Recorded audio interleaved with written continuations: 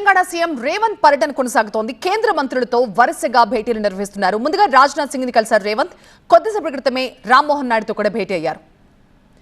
మామునూరు విమానాశ్రయానికి భూసేకరణ పూర్తయినందున అవసరమైన పనులు చేపట్టాలంటూ విజ్ఞప్తి చేశారు సీఎం.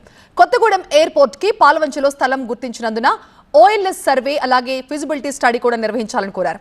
ఆదిలాబాద్ ఎయిర్పోర్ట్ కి సంబంధించి అదనంగా 249.82 ఎకరాలు సిద్ధంగా ఉన్నట్లుగా తెలియజేశారు సీఎం. ఇక అంతకుముందు రక్షణ శాఖ మంత్రి రాజ్నాథ్ సింగ్ తో కూడా భేటీ అయ్యారు సీఎం రేవంత్. ఫిబ్రవరి చివరి వారంలో నిర్వహించే గాంధీ సరోవర్ ప్రాజెక్టు శంకుస్థాపన కార్యక్రమానికి హాజరు కావాలంటూ కేంద్ర మంత్రిని ఆహ్వానించారు. ఈసా మూసీ నదుల సంగమ స్థలంలో కార్యక్రమాన్ని చేపడుతున్నట్లుగా రక్షణ మంత్రికి వివరించారు.